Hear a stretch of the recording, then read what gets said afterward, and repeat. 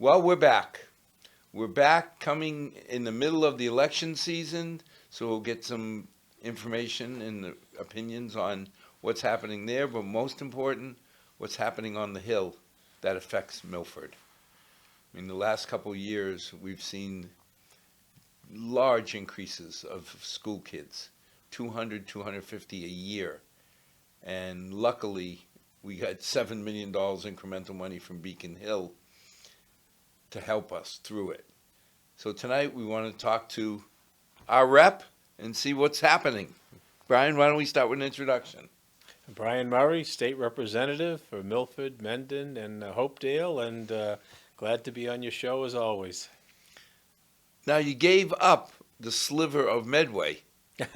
Yeah, well, it wasn't voluntarily. It was decreed upon me in the redistricting. So as you know, every 10 years the census occurs, and with those population changes, they want to keep the House districts between 40 and 44,000 persons. And I guess with the growth of Milford and maybe Mendon, Hopedale, I'm not sure. The additional precinct 1 in Medway had to go to another representative, and that went to Representative Mike Soda, who was out of Bellingham. Yeah, I wanted to trade a street in Milford. I don't care what street, but Yeah. when I figured out that Medway had two reps Yep.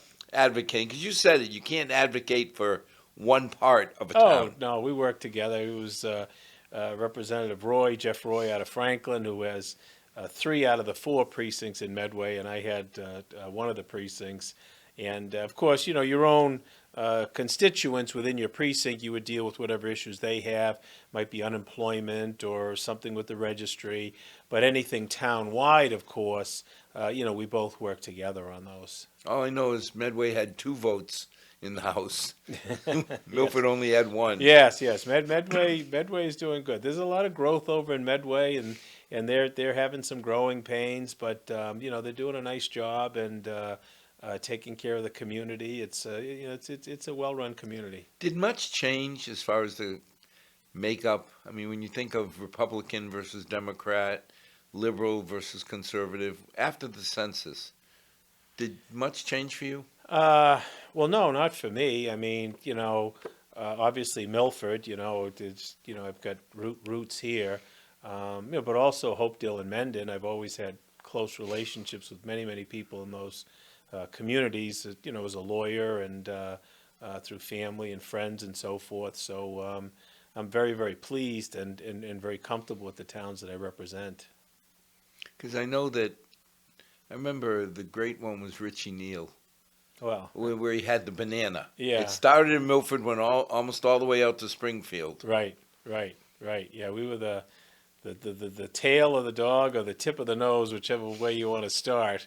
And we had him as a congressman for 10 years, and he was a good congressman. He set up an office here, as you remember, right at Milford Post Office, and he was very attentive to our needs.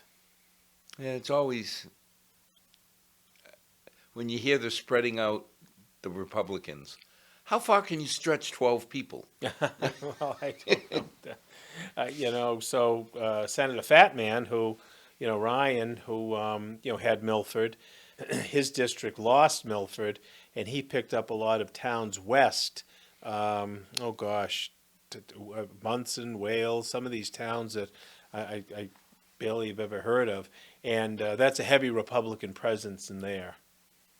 So they have more than 12 in their town? Oh yes, they're very heavy Republican towns, So I've talked to Ryan about it, and he's spread out, farther west. But Brian, I always feel proud of the fact. Now, you probably know better, but when I look at a conservative Democrat and a liberal Republican from Massachusetts, that middle ground, they're awful close. It really is, and more than the parties in today's world, things are splitting down ideologically, between your progressive groups and your ultra conservative groups, and there can be persons from both parties, in those sides. But that's the ideological split is really more what you see now. Yeah, and I mean, nothing scares me more than an ultra liberal than an ultra conservative. Both people who vote dogma scare the heck out of me, both sides. Yeah, that's true. I mean, I mean, really, politics is the art of compromise, and in today's world, the idea of being able to work with another person, might have different beliefs. That seems like a foreign concept, unfortunately, particularly in Washington. And that's very unfortunate because that's really the basis for our democratic government. To be able to govern ourselves, to hear different viewpoints, to forge a consensus, to forge a compromise, and then move forward. Much of life is not black and white, as those two sides would like you to believe. It's really shades of gray, and you really need to distinguish the different nuances to come up and make decisions that make sense for everyone. Well, I remember when young Joe Kennedy came on, he says, I find myself voting for farm bills. He goes, not that we have a lot of farmers here, but I need their support on bills that make sense for Massachusetts. Sure, sure. Yeah, it's all about doing things, to try to, like I said, make sense and really form the collective good. Well, on a micro scale, we talk about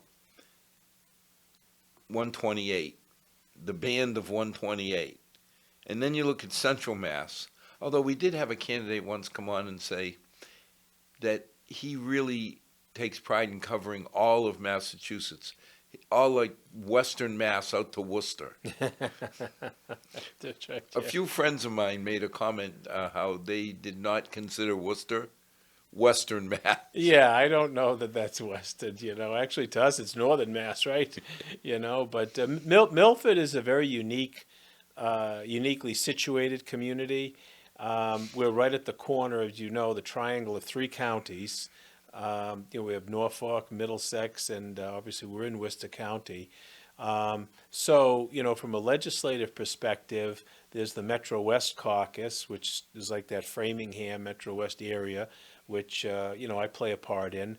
There's the Blackstone Valley Caucus legislators, which really is heads out west. And there's Central Mass, which is basically Worcester on down.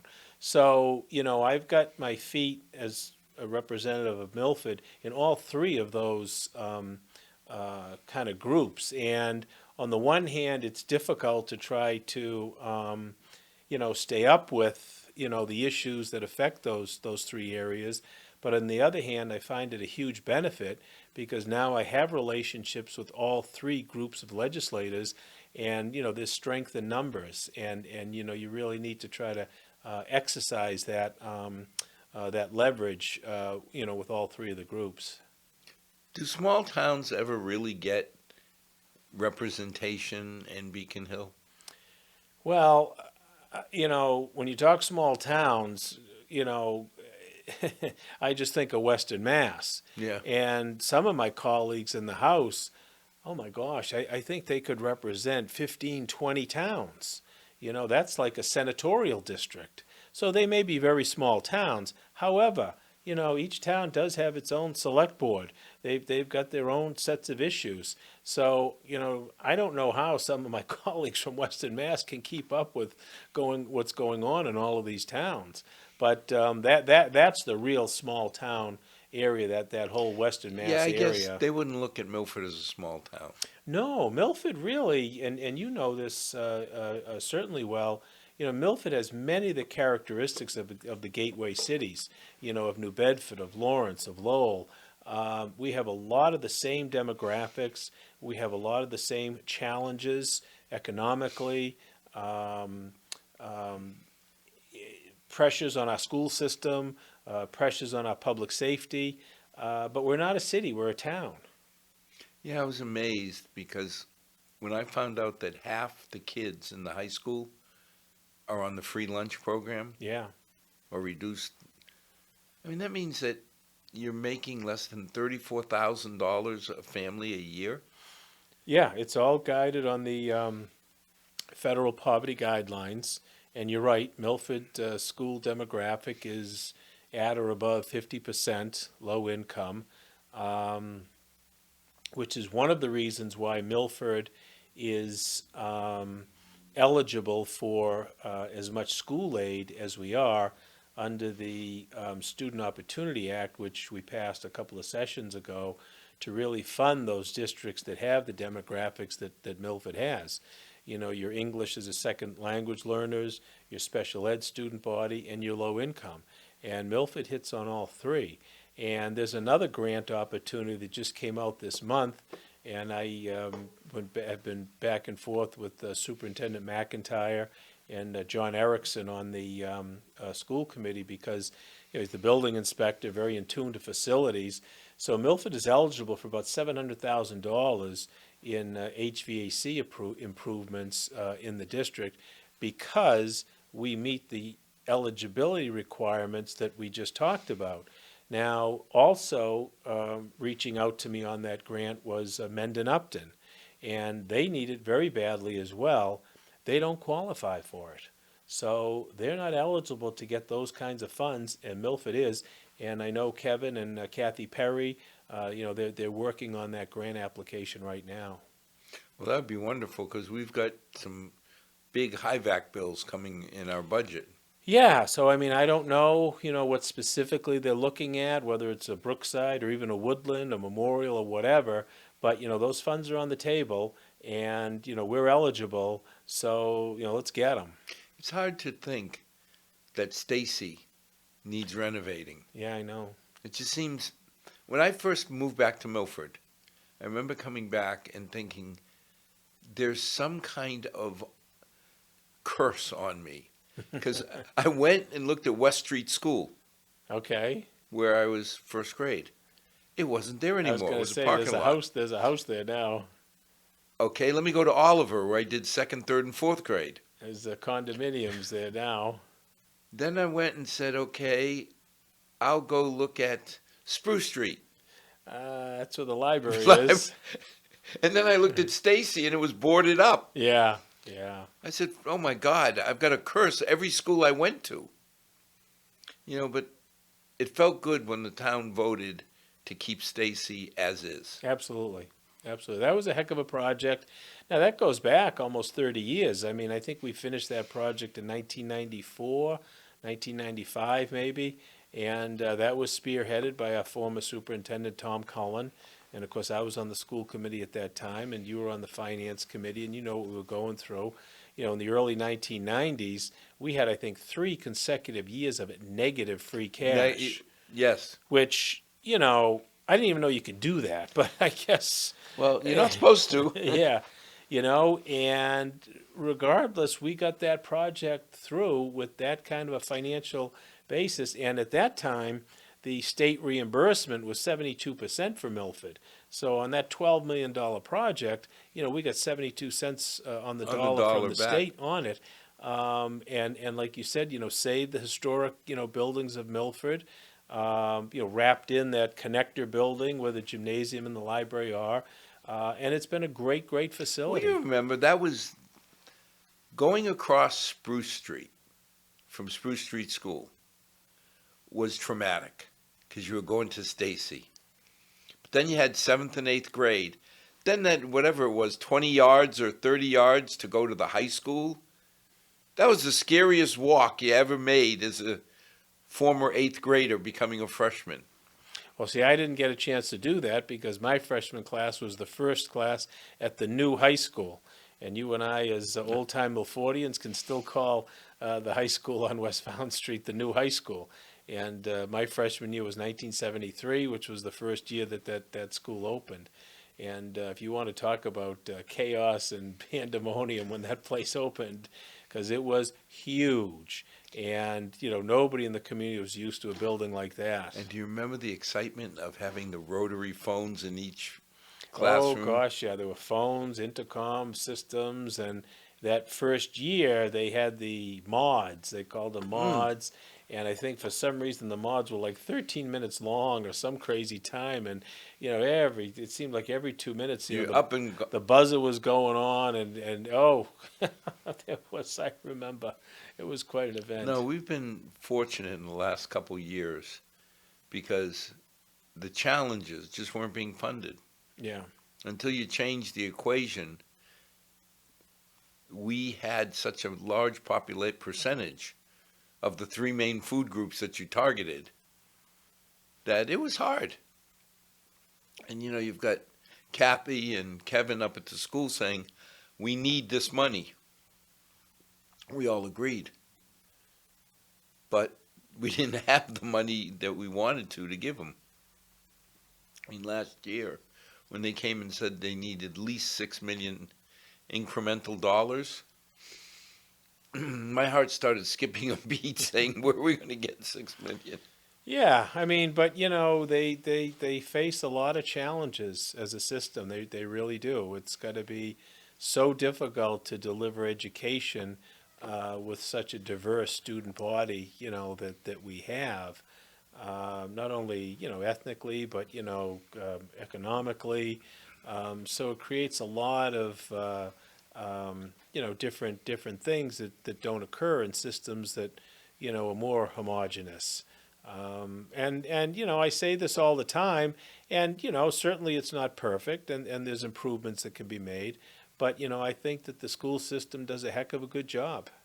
Well, to me, the ultimate judges are not people in Milford, are not the school teachers or administrative, because we all have a jaundiced view. We all look at our kids and the Milford kids in a favorable light, which is good, but it's the colleges. To me, they're your judge. If we were only getting our kids offers in Okefenokee Community College, I'd say, well, maybe we don't have a school system that's as strong as we think. But when I look at the schools that the kids get into, that's something to be really proud of. Yeah, and that's been consistent over the years. So, and the mark of a strong community always does start with its schools. If people are looking to move into a community, particularly young parents who are going to have children or have small children, that's the first thing they're concerned about. So, I mean, if you want to continue to attract this kind of growth in Milford, you have to support our schools. So now there's been some changes come down from Capitol Hill in Washington. The Supreme Court seems to be shuffling the deck a bit. You want to talk about how they affect Milford directly? Well, they're back in session now, and with the complexion of the court as it is, that's not good news for the country. But yeah, there were a few major decisions which I think everyone is aware. The Dobbs case, which overturned Roe v. Wade, I think was just a horrible decision. But now, how does that affect Massachusetts directly? Well, in Massachusetts, we actually codified the benefits, the qualities that Roe provided women in terms of reproductive choice. So we passed that bill. That was 2 sessions ago, and that really kind of shielded us from the Dobbs decision that the Supreme Court came down. So in Massachusetts, women's right to choose is protected. However, what the Dobbs case did by upholding these criminalizing laws in Texas and Arizona, by allowing states to do all of these crazy laws where healthcare providers can be prosecuted, they can be sued by anyone, regardless of whether they have any relationship to a woman who's... Regardless if they have any standing. Yeah, I don't know how that's constitutional. I really don't. So, people in those states are going to be looking to states like Massachusetts, like California, like New York, where they can go and, if they have to have an abortion, they have to have an abortion if that's something that they think is right for them. Now, what we just passed in response to the Dobbs case is basically an indemnification statute so that healthcare providers in Massachusetts, if they do render care to, say, a woman from Texas, they're not going to be subject to Texas's laws in terms of prosecution and, and civil liability for providing medical care. Now, help me understand. I live in Massachusetts. You make the laws, not you alone, but you and your constituents make laws that we have to live under. Why do I care about Texas? Well, I mean, we care about Texas in the sense that, chances are we're going to get people from that state looking for health care, and the law in Texas could call for an extradition proceedings for a doctor in Massachusetts who may have provided an abortion to a woman from Texas. So the bill that we passed prevents that extradition and basically indemnifies and protects the healthcare provider if they're going to do that kind of work. But that healthcare provider is subject to the laws of Massachusetts. Right.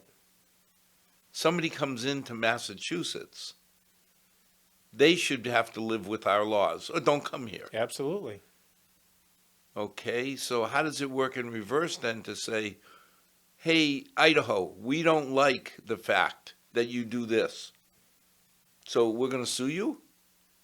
Well, no, what happens is Texas could prosecute a Massachusetts doctor for providing an abortion.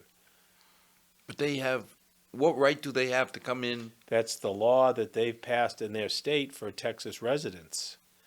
So it'd be like an extradition proceeding. You ever see that, a crime's committed and the defendant is out of state, there's extradition to get him back to the state of origin. So, that is what, we at the state level were concerned about, and healthcare providers were as well. And Governor Baker was fully on board with that also. He signed it as well. So, you had bipartisan support on this particular bill. But something like an abortion is a black and white issue. If you don't have indemnification, you got 50 states that could have conflicting laws on driving, I can't imagine all the different aspects of the law that, in our state, we only drive 50 miles an hour. And that's the confusion and uncertainty that the Supreme Court has brought by overturning Roe. It's basically, and it's that old argument, well, let's give it back to the states, give the states the power. But, that's really a cop-out. And what it allows is states with these really, I think, overzealous, unrealistic, discriminatory, oppressive ideas about, a woman being able to choose what she thinks is right for her in consultation with, either her doctor or family or her spiritual advisor, whomever this particular woman deems important to talk to. She ought to be able to make that decision about, number one, her own body, and number two, her life. And unfortunately, there are a lot of states that don't feel that way. But could there be any more fundamental decision than that? To me, no. I mean, if we can't make a decision over our own body, what can we make a decision on? But it's a very, very difficult issue. But I mean, I voted for the Roe Act a couple of cycles ago. I think it was last term. I'm trying to remember now. Last term, and there was some objection to that, but I did it because it was the right thing to do, and I obviously supported this legislation as well in response to the Dobbs decision of the Supreme Court, and I do it because I believe that a woman should be able to do what she thinks is in her best interest with her own body. Just fundamentally, I can't think of a more critical decision that you have to make as an individual. Yeah. So this Supreme Court is going to do a lot of damage. I think today they just heard a voting rights case out of Georgia, I believe. I'm not sure, one of the southern states, would really chip away at the Voting Rights Act of 1965. They've already made decisions that way. Whether or not, you think about conservative or liberal. Clearly, these last two justices, well, prior to the appointment of President Biden, Amy Coney Barrett and oh gosh, I can't think of the other one there. I mean, they weren't even considered qualified by the American Bar Association in terms of their legal credentials. But, they hold up with this conservative barometer. The only thing that matters is that they're, against a woman's right to choose. They really, Justice Kavanaugh, that was the name I couldn't remember. They obviously misrepresented at the Senate hearings what their intentions would be, because they talked about respecting precedent and understanding that the legal system is based on cases before that. And at first turn, threw out a decision that's been on the books for what, 50 years. 50 years. So beyond the fact of ideology, they're not good lawyers. they're not legally qualified to have the level of thought and insight, I think, to make serious decisions. Well, they're making them. They're making them. That's right. You could say they're not qualified, but That's right. they're making them. That's right. Gun laws. That was another, less than stellar decision. That was the Brewer case that came out of New York, and that struck down a statute which was similar to Massachusetts for someone who wants to get a license to carry. The law said that you have to apply in your local police department, and there has to be a showing of need. Why do you need a license to carry? And in Massachusetts, we delegate that authority to the local police chief, and he or she would investigate, meet with the person, and then make a determination.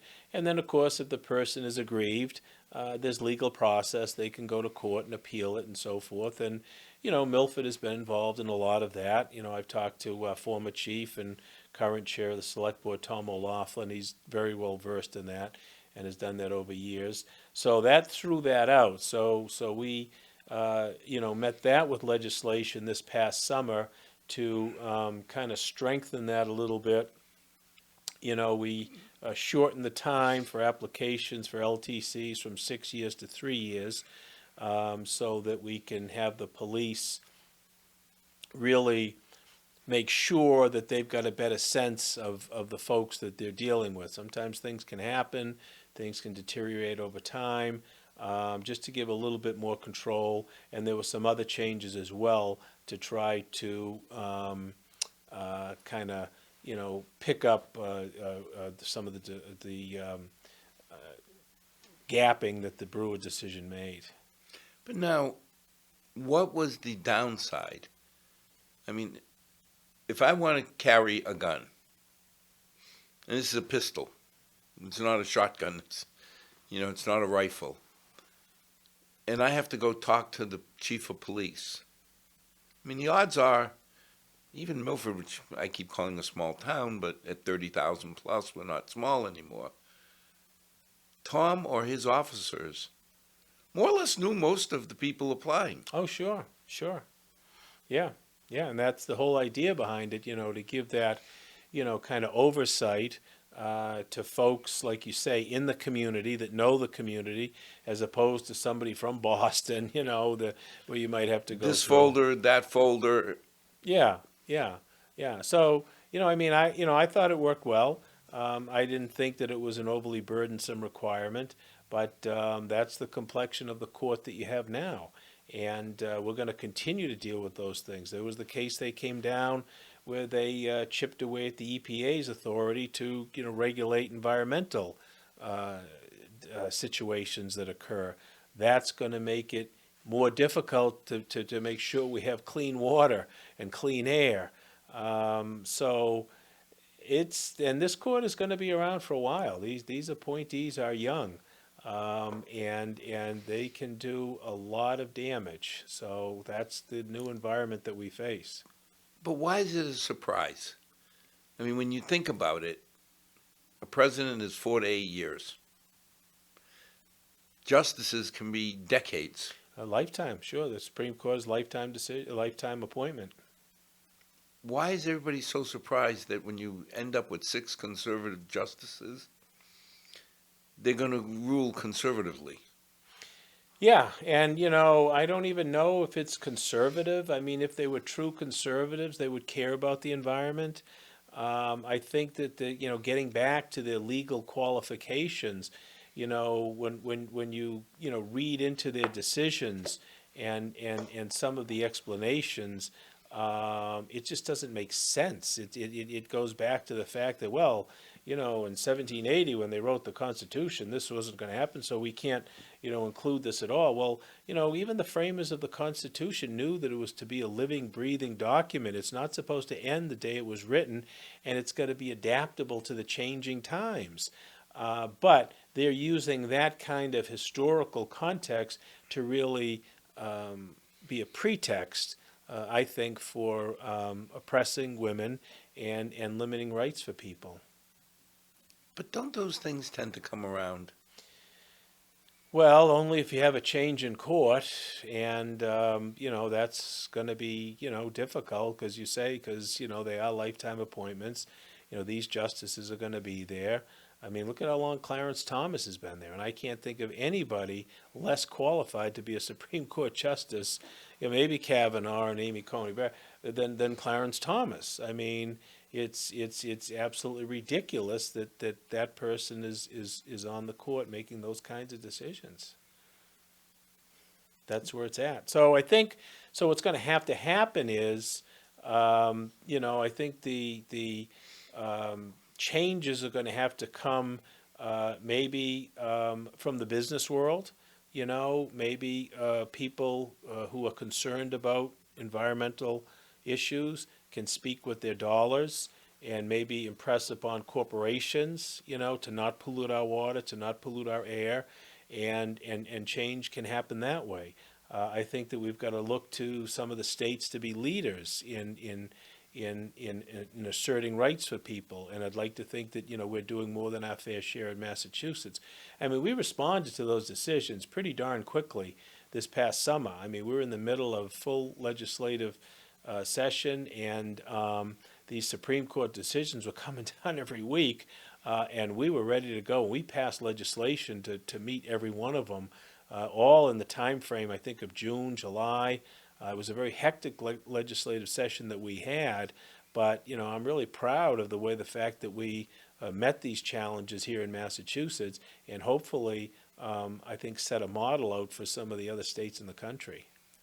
But are environmentalists getting a black eye over some of the reach? Like, we started by saying we're going to do away with fossil fuels. Now all of a sudden, gas is ridiculous. When they say go get an electric car, I mean, look at our little town of Milford. Not everybody can go out and drop 60 grand on an electric car. No, any transition from fossil fuel, to electric-driven vehicles has to be gradual.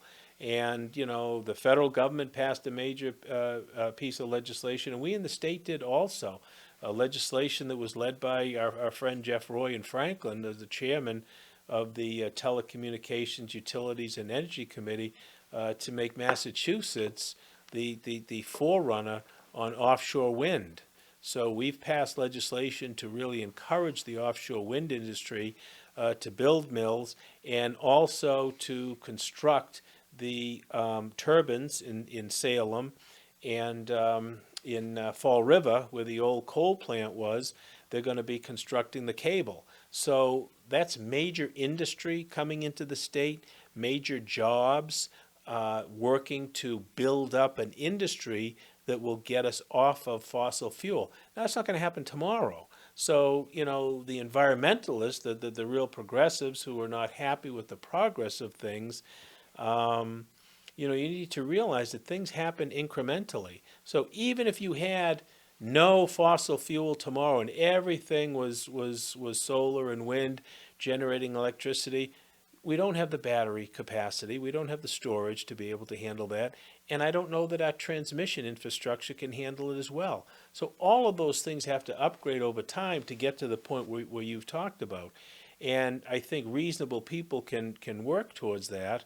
But again, it's going back to your initial thing where you've got people on both ends. Right. So when you've got the ultra liberal, ultra progressives who are saying, "Well, this is horrible. It's got to happen today," and you've got the real hard conservatives on the other end saying, "Well, this is ridiculous. We should not be going to We this. shouldn't do it at all. We shouldn't do it at all. I want my oil. I want my gas." Well, both of those sides are unreasonable. And yes, we have to transition off to the fossil fuels. It's not going to happen today. It's not going to happen tomorrow, but it's a goal to work towards. In the meantime, we still need to turn our lights on. We still need to heat our homes. And, you've got to focus on things like natural gas, which is the cleanest burning energy there is, to keep things going until we can build up that infrastructure and get us to that point. Because when I think about it, if I can only go 300 miles, Right. we just went to Penn State for my darling bride's annual pilgrimage to Penn State, and it's 400 miles to get there. Okay. We're out in the woods. The idea of trying to find a plug for the car and then sitting there for 30 minutes.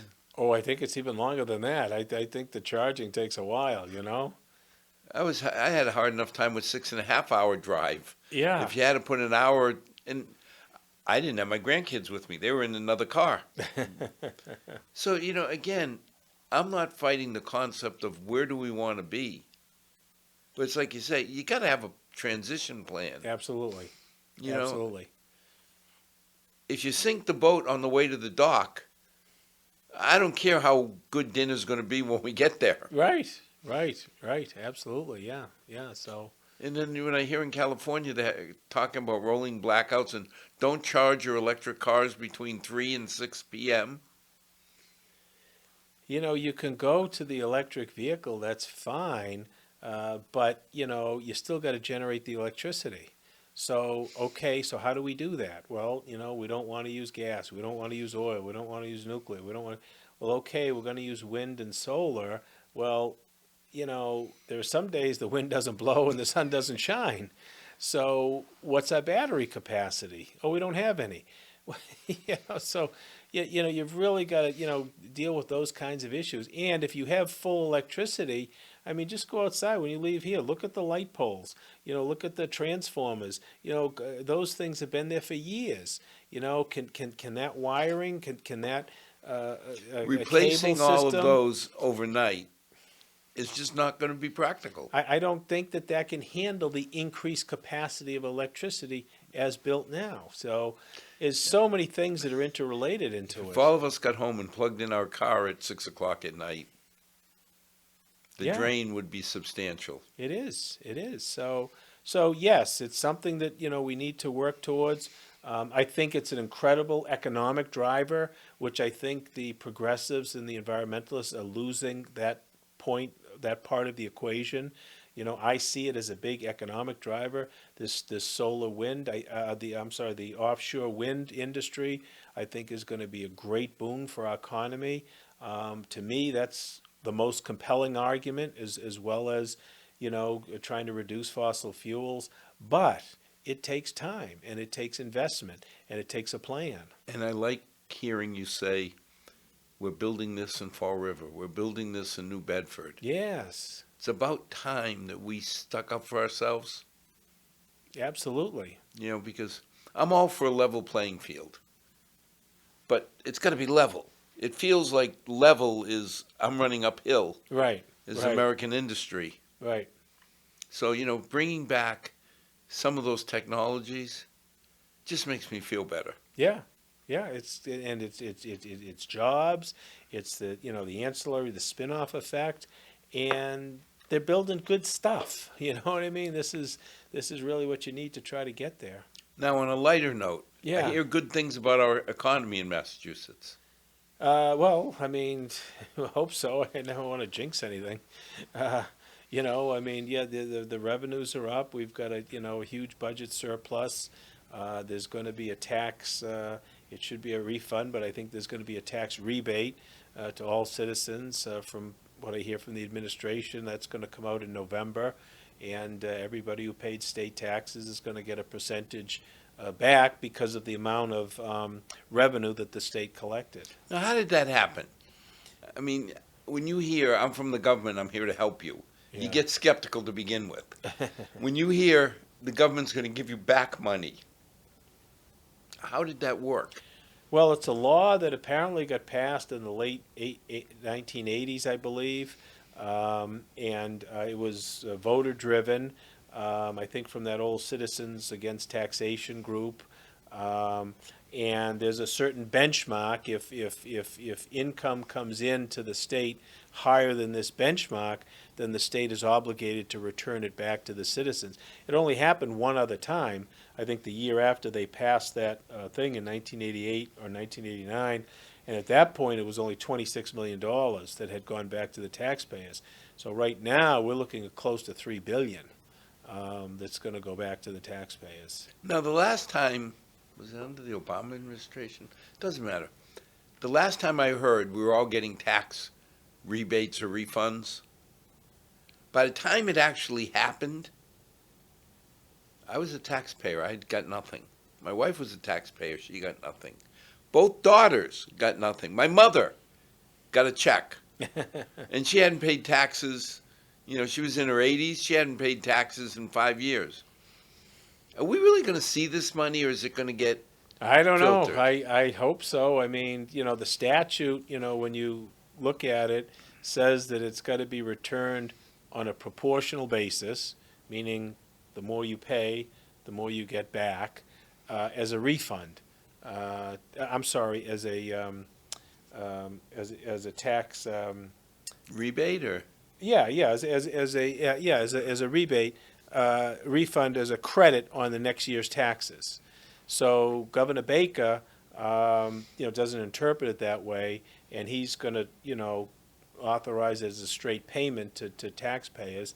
And, I mean, no one's going to oppose that. I mean, 6 here, half a dozen there, I suppose. So He's leaving. yes. What better way to leave than to say, Brian, it was nice meeting you. Here's a check. Right. Yes, he's got some good memories. Yeah. So that's going to happen. It's going to be up to, I guess, administration and finance, or maybe the DOR, to make a determination, like you talked about, as to how that money's going to be allocated, and it's supposed to work that way. But one way or another, if I'm getting $100 back, whether I get it back as a check now and saying thank you, Charlie, or you apply it to next year's Right. taxes, unless I remember to reduce my withholding, which I don't think most people understand how to do it anyway. Yeah, no. I just get a bigger refund check next year. Right. Yeah. As long as we get it. Yeah. So that's what's going on with that. And that's holding up the economic development bill that both the House and the Senate passed, because that called for over $1 billion in tax changes, Right. Tax breaks. But the leadership now with the 62F rebate, they put the brakes on that. And I know that the conference committee is working on kind of reshaping that economic development bill, which I gotta think is going to pass even in an informal session, and that'll bring some good benefit to the human service sector. There's tremendous benefit in there. Nursing homes, funds for that, hospitals, I think small businesses. I mean, the economic development bill, and I got some local earmarks, and I'll be dang if I can remember what I got, but I know that I did get some funding for the towns in that as well. So that was disappointing. It didn't go through, but I'm optimistic that it will. But now we giveth, and then there's the we taketh away. Question number 1 on the ballot. Yes. That's taking money away from people. Well, I mean, that's up to the voters to decide. So what it would be is a 4% surcharge on adjusted gross income over $1 million. So if you earn $1,001,001 on your AGI, not your gross, your AGI, you would pay 4 cents on that added dollar. It does not kick back on the full On the million. full million. That's still subject to your straight 5% income tax. Now, you hear on TV that this will only affect people who earn more than $1 million in a year. Right. And then you hear the other side saying, no, if I sell my business or my home, I can be affected. Yeah, and that I guess would target maybe the one-time, earner. If you say you sell your house and you get a windfall on that, and that bumps your adjusted gross income over $1 million, then yes, that money over $1 million would be subject to that. That's not really the intent of the way that was drawn. I suppose that's maybe an unintended consequence of it. The intent really was for the generational earners of over $1 million to have the 4% surcharge over and above that. I guess my biggest worry is like the adjusted minimum tax, that it started up here, and then little by little it kept getting lowered till all of a sudden, if you were a policeman or a teacher, you were getting hit with that too. Do you think there's a risk that $1 million becomes $500,000, becomes $250,000? I don't think so. This has been a process in the making. We had to have 2 separate legislative votes on it, 2 separate sessions. So this would go right onto the Constitution. It's been a process getting this before the voters. So to try to change it, I mean, it's been going on as long as I've been in the legislature, and that's 6 years. I'm not sure, what the history was before that. So, I mean, changes like that don't happen easily. Now, we hear that this is targeted so people pay their fair share. If I'm making $1 million, if I'm paying 5% of my income in mass taxes, what do they mean by fair? Isn't everybody paying a flat 5%? It is, and that's the whole idea about a flat tax. It's very regressive. So, 5% from someone who makes $1 million is not as difficult to handle as it is for 5% for somebody making $50,000.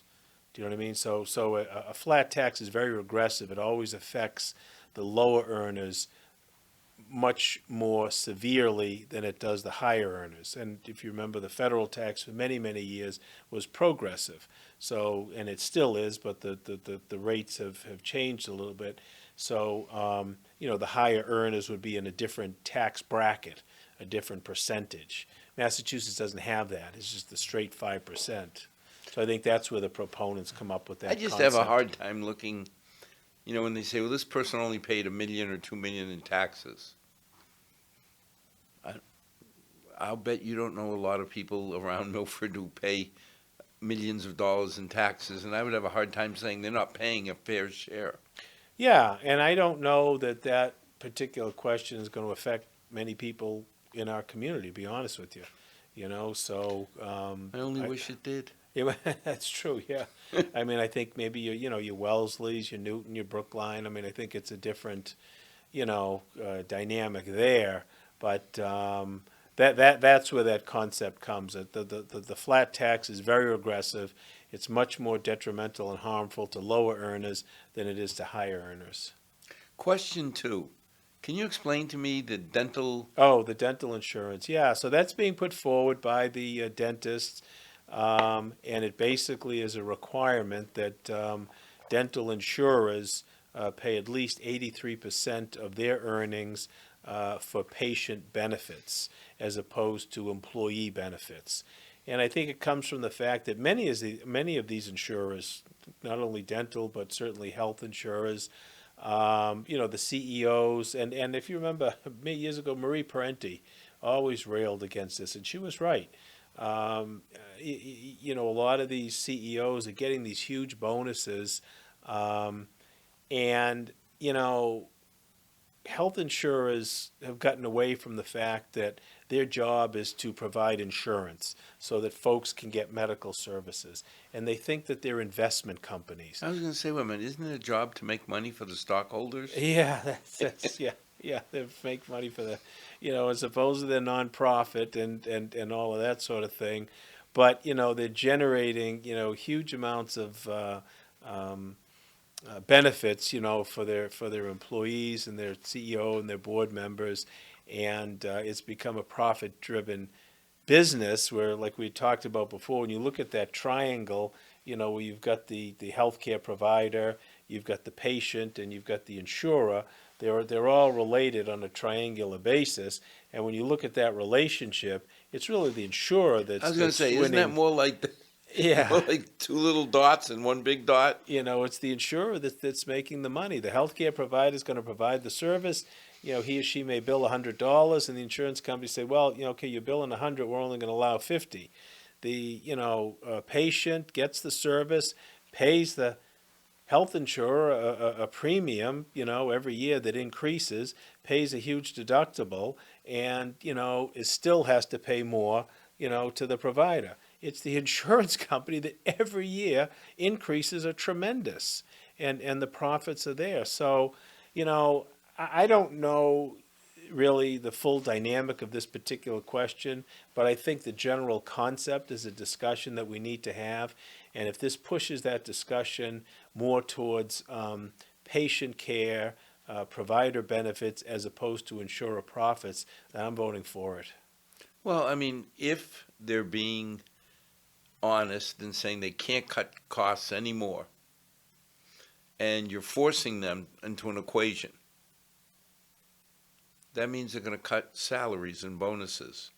I've never seen anything drive innovation more than cutting salaries and bonuses. Sure. Somehow, miraculously, the technology comes to fruition and the bonuses are protected. Yeah, yeah. So this sounds like an interesting concept to sit there and say, you got 17 cents, boys and girls. Right. That's all you're going to get. Figure it out. Figure it out. You're there to pay claims, period.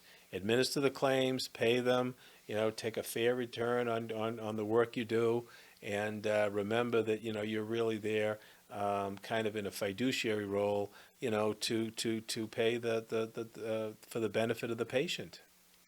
Last thing, I'll be mean. Election coming up. The Murray crystal ball. Oh, gosh.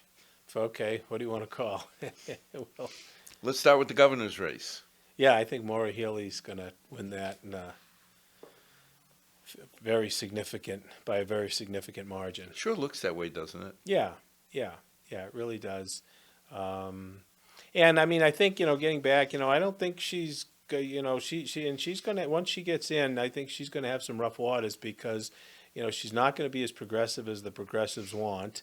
And, she's got a lot of work to do. I mean, just starting with the MBTA, it's just been such a huge burden on any governor that's come in, from Patrick to now Baker. So she's going to be picking up all of that, and there's a lot of work to be done there. Would I be mean if I say, Maura, we live in Milford. You should come visit? I think you'd be very appropriate. It's what I've said to her on more than one occasion. And, I want to get her out here. She's very Boston-centric. She has obviously been out to Western Mass. Pocket, she was just at the Blackstone Valley Chamber of Commerce last week, and I got a chance to talk to her and invited her again to Milford, to show her all of the different things that we have. So hopefully we'll get her here. How much of an effect does the lieutenant governor's race have? Well, it really depends on how the governor wants to use the lieutenant governor. So I think Baker used his lieutenant governor extremely effectively. Karen Polito was always out in the communities. She headed up that community compact system that he put together, which was a benefit. Milford, we tapped into it a few times for these specific type grants. I think one was for technology, and I'm not sure what some of the others were. So, I mean, that served as a very nice conduit and communication system between the municipalities and the administration. Not all governors have done that. So, I think Kim Driscoll, and I don't know her personally, but, just with that municipal background as the mayor of Salem, and I know the rep from Salem, and he's worked with her and says that, she does a nice job. I think she's going to be tuned into the municipal issues, and I would look for something probably similar to that Baker Polito model. Well, she seemed impressive when she came and talked here on the show. Yeah, You yeah. know, just no frivolity, just honed in on issues and had very well thought out positions. Yeah, yeah, yeah. No, so I think she's going to be a very strong candidate, and like I said, I would look forward to, probably working with her, on a municipal type basis in terms of relationships and that kind of thing. Attorney General?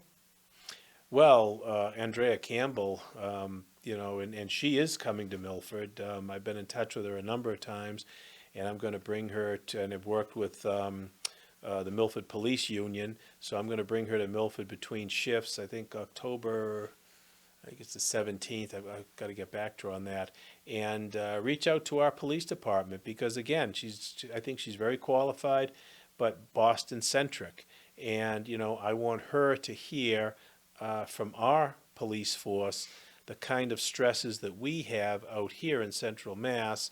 And at the same time, I think it's good for our department to hear from someone who I believe is going to be the next Attorney General. And I think it's going to be a good relationship, to have that kind of context for our community. So yes, I am bringing her to Milford. So first on the list is to get to the police union, but a very close second is to get her to Olivas. Got to build that tradition. Yes. But you think through it, and it's got to be hard to understand what Milford police go through. Because on the surface, you brought up that concept that we're a gateway town. Not like the gateway cities that people talk about, but very similar. Absolutely. But when you think about it, we've had 2 demonstrations in Milford about the police, both for the police. The first time out in the rain, people still stood. And when a town meeting member, I've never seen this happen before, the town meeting went dead silent, crickets, when the town meeting member got up and said they wanted to defund the Milford police. Oh. But it was instant. I wouldn't think you could do that if you wanted to. So having somebody come in from Boston, Worcester, or a large city, it's got to be very different. So I hope we do get her out here. Yeah, we will. And I want to highlight the relationship that we've established here in Milford with Community Impact, which is really revolutionary, I think. And we did it years ago before it was vogue, and a lot of these other towns are doing that. But I mean, and you and I talked about this when that crazy, ridiculous slogan came out. I remember being on your show. It was Zoom at that time, and I was, in my living room talking about it. And I'll say the same thing I said then. It's the most ridiculous phrase I've heard in my life. You don't defund the police. You better fund the police. You provide them the funds so that they can have a counselor like Community Right. Impact to go to some of these domestic calls or to go to an overdose scene, because the officer has a set of skills. Well, guess what? The counselor does too. And combining that service at a particular call has worked out very, very well. And I think it saved countless lives in our area. And hopefully the next time we get together, we'll talk about the new Milford family program that does just that. Yes. So, as always, thank you. Thank you for everything you're doing for the town. Thank you. The earmarks are always appreciated. Yeah. But more importantly, there's a fundamental question coming up. Who's going to lead us? I promised I'd never ask you to vote for a specific candidate, but I'll keep begging you to vote. Get to know these candidates. Pick the one that you feel best shows your values. That'll best, especially in these times. Laws are being changed fast and furious. And unless you want them to stay that way, you have to be involved, whether you're a conservative or a liberal. So please, when the day comes, get out and vote. And as always, to our 6 loyal viewers, may God bless. May tomorrow be a better day than today. Thanks for coming on. Thank you.